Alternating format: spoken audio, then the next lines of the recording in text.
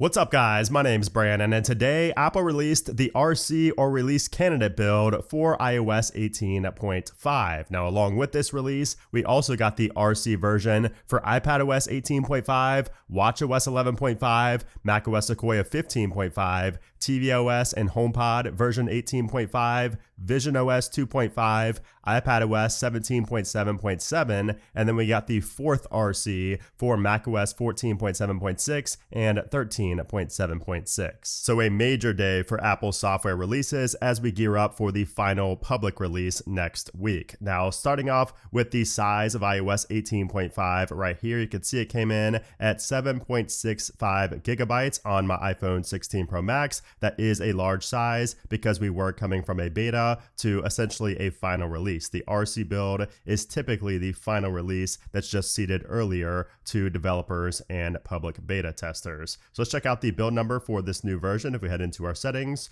if we go into General, About, 18.5, the build is 22F75. And then the modem firmware for the iPhone 16 series is 1.60.02. All right, so now what's new here in iOS 18.5 RC? And the first thing is something that you're looking at right now. This is a new wallpaper included with iOS 18.5. You can see that we have a nice animation when you go from the lock screen to the home screen right there. So I'll actually show you the always on display version as well. So very cool. Once you unlock it, you can see it has kind of a subtle animation and it changes every time you lock the device. So I always like the attention to detail that Apple does on their default, stock wallpapers. And if we go ahead and unlock our phone, you can see that animation there in real time. So super cool. This of course is for Pride. Apple releases these Pride wallpapers every single year during these 0.5 updates. So you can access this by going into your customized lock screen section and going to the plus. And if you scroll down,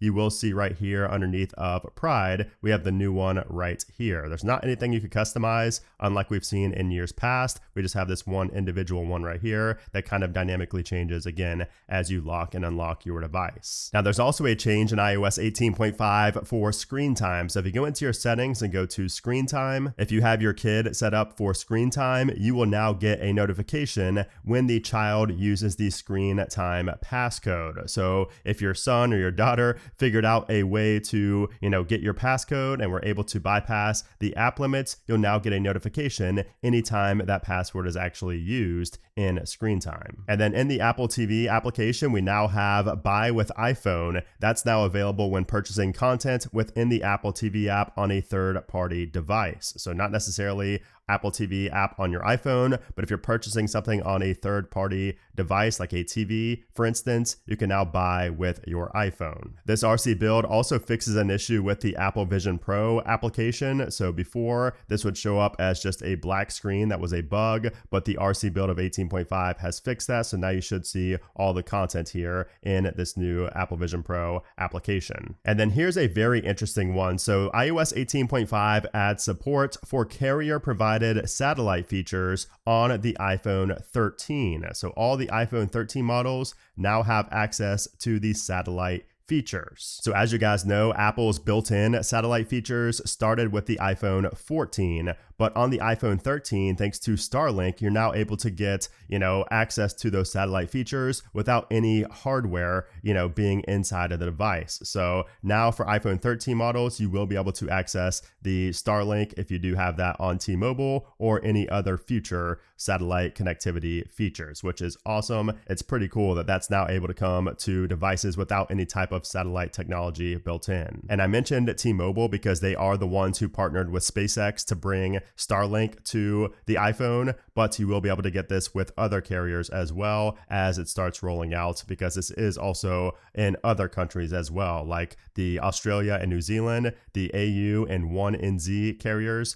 did also introduce the satellite connectivity feature, as has Verizon. So if you have an iPhone 13 and you live in a remote area, this is going to be a big, nice kind of surprise addition for you. And then of course in the RC, we do also have a few other minor changes. I will talk about all all those changes in my official What's New video when 18.5 rolls out to the general public. But of course, one of the main ones is going to be inside of Settings, General, Apple Care, and Warranty. This whole page has been redesigned with iOS 18.5. So just a visual change, not a ton, in 18.5 as a whole, but that is something, and I will mention the other changes in that What's New video once again. Now, taking a look at the release notes for iOS 18.5 RC, we can see that we have a couple of things of note in here. So first off, under broadcast extensions, we have a new feature. So it says, broadcast extensions now have a higher per process memory limit. This should enable capturing and streaming content at higher quality if the system resources are available. So I'm not exactly sure the specifics on this change right here, this new feature, but broadcast extensions are used primarily for screen recording and also live streaming content from an application. So just keep that in mind. You might see something new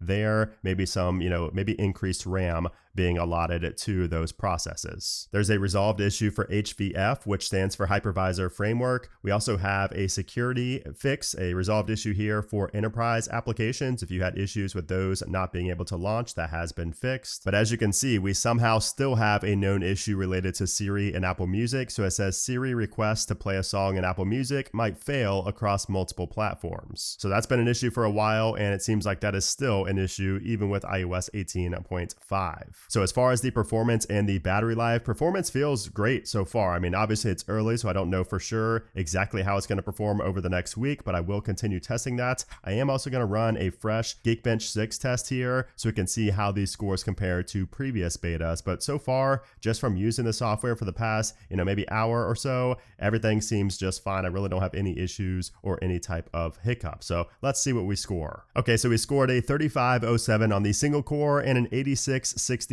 on the multi-core score. And you can see how that compares. It's actually higher than the previous run, at least in terms of the multi-core score. It is higher. It's slightly lower on the single core, but as you can see, not really a big difference in any of the scores. So I would expect performance again to be about the same as what we've seen for the past couple of betas. Now, as far as the battery life goes, this is where I would expect the battery life to potentially improve. Not a lot, I would say. I would not expect any type of drastic, improvement, but I would expect battery life to be a little bit better just because there is going to be, a lot less logging. There's not going to be any logging anymore like you have for the beta updates where you have to send feedback and things like that. It will be a little bit better because there's going to be less going on in the background when you're on an RC, which is technically, again, the final release. So let's talk about that final release. When can we expect to see iOS 18.5 hit our devices? And I would expect that to come next week on the week of May 12th, most likely on May 12th itself. Apple does typically release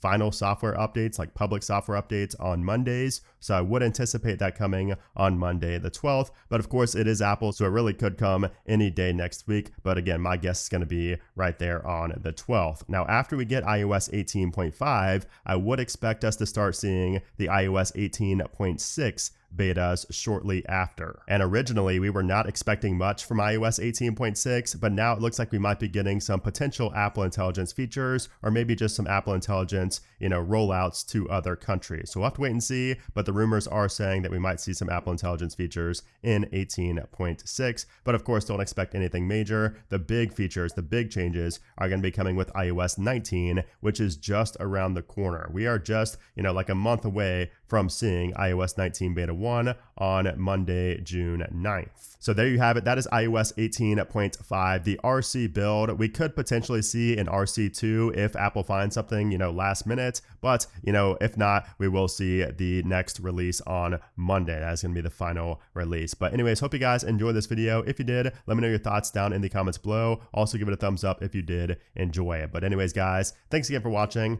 and I'll see you soon.